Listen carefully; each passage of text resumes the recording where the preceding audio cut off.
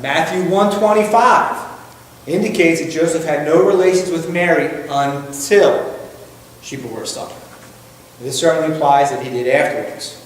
Now, I've heard different rebuttals, basically mostly two from the Roman Catholic and the Greek Orthodox Church, that to this the Bible explicitly naming specifically Jesus' brothers. The one I've heard is that Joseph is a widower, that he was married prior to Mary, and that these children that are mentioned, his brothers, are actually like older. They're half-brothers through Joseph's side. What's the problem with that? Now, I know this is not a photograph. This is just a painting.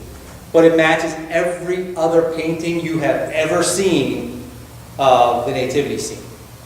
Everywhere you've ever seen this image of Mary and Joseph going to Bethlehem, it's always Mary and Joseph. There's no gaggle of children going along with him. He doesn't have a whole family that are tagging along in this trek to Bethlehem. No other children are mentioned in the birth story. No other children are mentioned when Jesus is taken to the temple to be dedicated, circumcised. No other children are mentioned in their flight to Egypt, or their return to Nazareth, or when he gets lost at the temple. Now, any story that takes place in his youth. So we'll go to Luke 2. In those days, a decree went out from Caesar Augustus that all the world should be registered.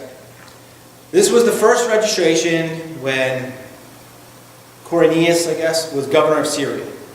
And all went to be registered, each to his own town. And Joseph also went from Galilee, from the town of Nazareth, to Judea, to the city of David, which is called Bethlehem, because he was of the house and lineage of David, to be registered with Mary, his betrothed, who was with child. And while they were there, the time came for her to give birth. And she gave birth to her firstborn son. So the firstborn, so probably more after. And wrapped him in swaddling clothes and laid him in a manger, because there was no place for them in the inn. So Joseph is the tribe of David. Therefore, anyone from his house, any of his children, would also be from the tribe of David. The scripture says all went to their town to be registered. That means his children would all go. There's no mention of anyone being a part of Joseph's family other than Mary and then the child, Jesus. Now, Luke spent a good amount of time with Mary, so all the stories about Jesus' youth you're going to find in Luke's gospel. Even stories that precede Jesus' birth are in the Gospel of Luke. So if you don't find any account of other children in the Gospel of Luke, you're really probably not going to find it anywhere in Scripture. But you're welcome to look. Now, other defenders of Mary's perpetual virginity, the other argument, and this is probably even the more popular argument, states that the word brother that's used in here, well, that actually means like they were his cousins. They're his brethren. Well, those of us from Philadelphia should be familiar with the word, the Greek word that is used for brother. It is adelphos. So anyone want to take a wild guess? The word that is translated brother originally meant in the Greek? It's pretty easy. It means brother. That's what the Greek word for brother, adelphos, it means brother. It literally means of the same womb. So it's translated exactly what it means. Caveat in their defense. In Jewish tradition and in later Christian tradition, we're told to address our fellow believers as brothers. In the Old Testament, Jews are supposed to consider their fellow descendants of Abraham their brothers. As Christians, we are supposed to greet each other as spiritual brothers. And now it's time to use common sense. Is it logical to read that meaning into what the people said to Jesus about his brothers being outside?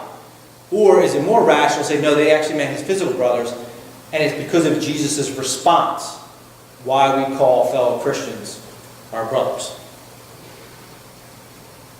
But he replied to the man who told him, "Who is my mother? And who are my brothers?" And stretching out his hand towards his disciples, he said, "Here are my mother and my brothers. For whoever does the will of my Father in heaven is my brother and my sister and my mom. So how can you possibly get from that Jesus is talking about cousins, or just people from his town? So they're saying, you want to basically translate this, that Jesus is saying, whoever does the will of my Father in heaven is my cousin. Or whoever does the will of my Father, he's like a guy from my town where I grew up. Or he's like a guy with the same ethnicity as me. This very beautiful declaration about the intimacy and family relationship we can have to Jesus. He is clearly acknowledging that James, Joseph, Simon, and Judas are his physical brothers. All five of them, as well as their sisters, were all born of Mary. They were all raised in the same house, ate the same meals, worked the same chores. They played together. They experienced hardship together. They had all the same experiences that any other family would have. But here's the beauty. That same intimacy, that same relationship is available to you if you'll do the will of his Father who is in heaven. So why in the world we want to throw away this beautiful promise to just maintain some weird pagan deification of perpetual virginity? Jesus is talking to us about having an intimate relationship with him. Why we want to turn that into frigidity in his mind?